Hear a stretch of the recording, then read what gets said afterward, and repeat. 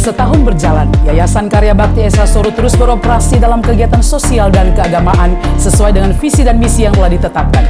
Program penginjilan melalui media terus dilakukan dengan memproduksi konten-konten rohani berupa acara Esa Soro Menjawab atau program tanya jawab seputar iman Kristen, dan mendukung pembuatan film suatu hari nanti bekerja sama dengan Pijar TV Jakarta dan tim. Aksi-aksi sosial juga terus berlangsung berupa pemberian bantuan logistik, dana pendidikan, biaya kesehatan, dan dana pembangunan.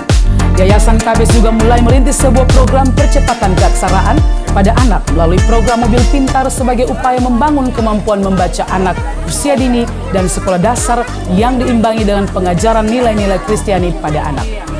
Kami berkomitmen untuk terus memberikan layanan terbaik dan bertanggung jawab sebagai bentuk syukur kami kepada Tuhan dan pertanggungjawaban kami atas kepercayaan dari semua simpatisan dan donatur setia yang mendukung pelayanan ini melalui doa dan dana. Jika saudara ingin mendukung pelayanan kami, saudara dapat berdonasi melalui rekening yang tersedia atau menghubungi kami melalui nomor berikut ini. Doakanlah kami dan mari melayani Tuhan bersama. Tuhan Yesus memberkati. Malaikat itu memuji Tuhan, tidak ada yang lawan. Musik nggak ada tandingannya di dunia. Sementara manusia di dunia, khususnya yang skill musik di bawah rata-rata. Nah, standar manusia memuji Tuhan dengan musik yang kalah jauh dari malaikat. Lah kenapa Tuhan harus ciptakan manusia untuk memuji Tuhan lagi? Kenapa nggak malaikat saja yang puji Tuhan? Sedangkan manusia seharusnya yang lain saja yang dikerjakan. Kalau bilang Tuhan lihat hati, bukan musiknya, saya setuju. Kalau Tuhan lihat hati, seharusnya Tuhan yang beri musik pada manusia, khusus hati saja. Dan kalau hati pun, tentu hati malaikat lebih tulus daripada manusia, selain malaikat yang jatuh. Mohon jawaban Bapak Pendeta. Nah, memang malaikat itu kerjanya memang memuji Tuhan, selain ada pekerjaan-pekerjaan yang lain. Nah, tapi sama juga bahwa manusia diciptakan itu juga bukan hanya kerjanya untuk memuji Tuhan saja. Tentu memuji Tuhan itu yes.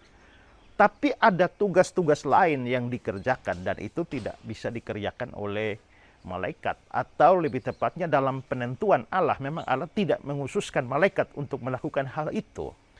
Nah, lalu apa istimewanya manusia dibandingkan dengan malaikat? Saya mencatat dua hal ya. Istimewanya manusia dalam kaitan dengan respon yang akan dia berikan kepada Tuhan di dalam memuji Tuhan. Nah, yang pertama itu bisa dilihat dari sudut pandang penciptaan. Kalau sudut pandang penciptaan, memang malaikat-malaikat itu dicipta itu khusus melayani Tuhan. Kalau kita membaca misalnya dalam Ibrani pasal 1 ayat yang ke-14, bukankah mereka semua adalah roh-roh yang melayani, yang diutus untuk melayani mereka yang harus memperoleh keselamatan? Bukankah mereka adalah roh-roh yang melayani? Jadi terlihat bahwa malaikat itu adalah roh-roh yang melayani. Bahkan di dalam ayat ini dikatakan bahwa mereka melayani mereka yang harus memperoleh keselamatan. Siapa yang harus memperoleh keselamatan? Yaitu manusia atau umat pilihan Tuhan. Berarti malaikat diutus itu untuk bahkan melayani manusia. Nah, sementara itu manusia tentu saja waktu dia dicipta ada unsur pelayanan kepada Allah. Tetapi lebih daripada itu sebenarnya manusia itu diciptakan oleh Tuhan itu untuk bersekutu dengan Tuhan. Bukan hanya bersekutu dengan Tuhan, tetapi bahkan menjadi mandataris Tuhan atau wakil Tuhan di bumi. Dan malaikat tidak pernah dijadikan wakil Tuhan di bumi.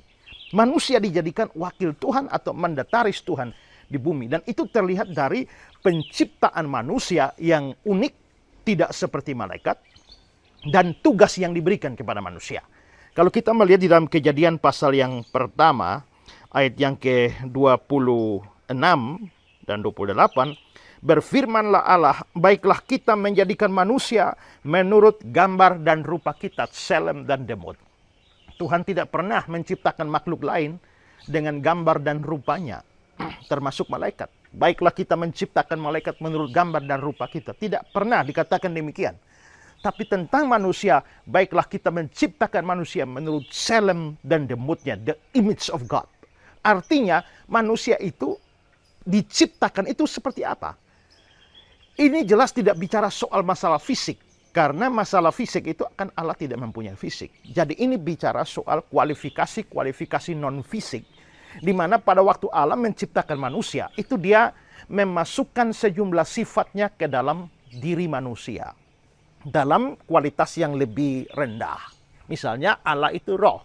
Maka dia waktu menciptakan, dia memberikan kepada manusia roh itu, memasukkan itu sehingga manusia menjadi makhluk rohani. Ya, manusia menjadi makhluk yang berdaya cipta karena Allah pencipta. Manusia adalah makhluk yang berasio karena Allah adalah kebenaran dan lain sebagainya. Sehingga dalam penciptaan menurut gambar dan rupa Allah itu, sifat-sifat Allah dimasukkan ke dalam manusia sehingga sampai taraf tertentu manusia itu menjadi mirip dengan Tuhan Allah.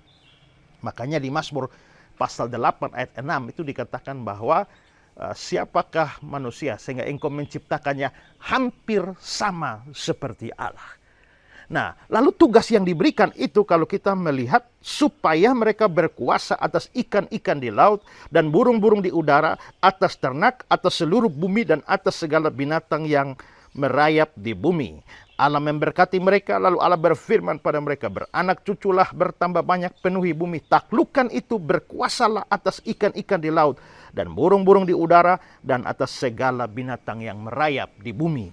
Lalu Kejadian 2 ayat 15. Tuhan Allah mengambil manusia itu dan menempatkannya dalam Taman Eden untuk mengusahakan dan memelihara taman itu. Jadi tujuan manusia dicipta menurut gambar dan rupa Allah itu supaya dia berkuasa atas burung-burung di udara, ikan-ikan di laut, dia mengelola Taman Eden, ya, dia berkuasa atas seluruh bumi dan seluruh binatang yang merayap di bumi. Bukankah Allah sebenarnya adalah penguasa segala sesuatu? Bukankah Allah jualah yang memelihara binatang-binatang, tumbuh-tumbuhan, atau bumi ciptaannya? Ya. Tapi kenapa manusia kok diberi tugas itu ya supaya mereka berkuasa atas ikan-ikan, burung-burung, supaya mereka mengatur, supaya mereka mengelola? Itu berarti bahwa manusia diberikan sebagai wakil Allah, mandataris Allah supaya dia mengelola bumi ini. Sebagai perwakilan Allah. Malaikat tidak pernah dijadikan sebagai penguasa untuk mewakili Allah di bumi ini di dalam melakukan tugas-tugas dalam tanda petik tugas-tugas yang Allah kerjakan di alam semesta ini. Malaikat hanya melayani Allah. Manusia itu adalah sekutu Allah dan wakil Allah di bumi. Dari sisi ini kita bisa lihat bahwa sebenarnya manusia itu mempunyai nilai yang sangat berharga di hadapan Allah lebih daripada para malaikat. Makanya tadi di dalam Ibrani pasal yang pertama ayat 14 itu adalah mereka semua adalah roh-roh yang melayani, yang diutus untuk melayani mereka yang harus memperoleh keselamatan.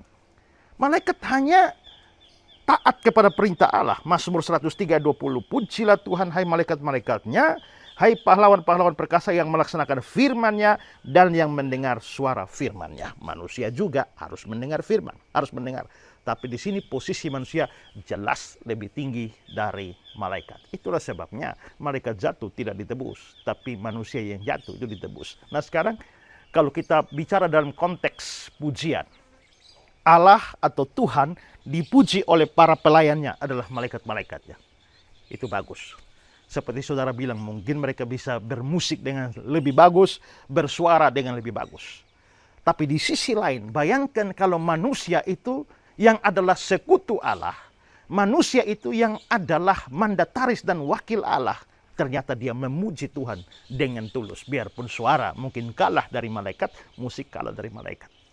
Dengan kata lain ilustrasinya, saya dipuji oleh bawahan-bawahan saya, oleh budak-budak saya, oleh hamba-hamba saya, dengan saya dipuji oleh rekan kerja saya. Mana lebih bagus level pujiannya dari rekan kerja ini? Itu dari sisi penciptaan. Dari sisi penebusan kita bisa melihat bahwa memang manusia berdosa itu manusia seluruhnya berdosa. Kalau malaikat tidak seluruhnya berdosa. Ada malaikat yang berdosa, yang jatuh. Tapi ada malaikat yang tidak jatuh. Manusia semuanya jatuh. Sekarang saudara pikirkan bahwa dua bagian malaikat, yang satu yang sebagian jatuh, yang sebagian tidak jatuh. Apakah yang jatuh itu ditebus oleh Tuhan? Tidak. Apakah yang tidak jatuh ditebus oleh Tuhan? Ya mereka nggak pernah jatuh. Untuk apa ditebus? Maka seluruh malaikat itu tanpa penebusan. Seluruh malaikat itu tidak pernah mempunyai pengalaman diselamatkan dari kebinasaan. Tapi manusia dalam hal ini manusia berdosa yang tentu saja yang percaya itu mempunyai pengalaman diselamatkan oleh Allah, dan itu bukan karena perbuatan baiknya, bukan karena jasa amal salehnya, tetapi karena anugerah Allah saja. Nah, sekarang saudara pikirkan bahwa orang dalam tanda petik pihak yang tidak pernah merasakan keselamatan dan penebusan atau tidak pernah mendapatkan anugerah keselamatan dan penebusan dengan pihak yang mengalami anugerah keselamatan dan penebusan. Dua pihak ini memuji Tuhan. Yang mana lebih berterima kasih? Yang mana yang lebih tulus? Kalau kita melihat ilustrasi yang Tuhan Yesus pernah berikan atau perumpamaan yang Tuhan Yesus berikan. Kalau orang berhutang sekian, ya, dan orang yang berhutang banyak sekali, lalu dia bebaskan dua-duanya. Yang manakah yang lebih berterima kasih? Kalau ini berhutang 100.000 kepada saya, yang ini berhutang 1 miliar kepada saya, dan saya bebaskan kedua-duanya. Yang mana yang akan lebih berterima kasih pada saya? Yang 100.000 atau yang 1 miliar? Pasti yang hutangnya banyak itu yang lebih berterima kasih kepada saya. Karena dia mendapatkan anugerah yang begitu besar. Yang ini, ya dapat juga, tapi dikit. Begitu juga, malaikat tidak pernah mendapatkan anugerah penebusan, anugerah keselamatan. Manusia harusnya binasa selama-lamanya, tapi ternyata mendapatkan anugerah keselamatan. Ya, maka walaupun ini mungkin malaikat lebih bagus nyanyinya, lebih bagus musiknya, tapi kalau betul-betul dalam standarnya manusia akan sangat-sangat berterima kasih. Jadi pujian yang naikkan dari ucapan terima kasih yang besar karena anugerah yang diterima, itu sangat manis dan sangat indah didengar oleh Tuhan. Biarlah manis kau dengar, Tuhan, manis kau dengar, Tuhan, dan hatiku bersuka karenamu. Nah, ada lagu begitu kan? Ya.